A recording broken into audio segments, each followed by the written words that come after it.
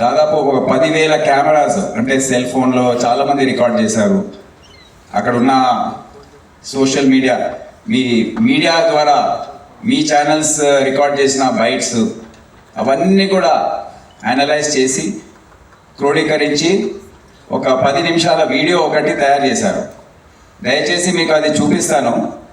నేను దీని గురించి ఎక్కువ కమెంట్ చేయదలుచుకోలేదు. అది చూసి మీరే ఒకసారి మీరు ఆలోచించుకోండి, నిర్ణయించుకోండి ఏం జరిగింది. ఒక్క నిమిషం, కెన్ యూ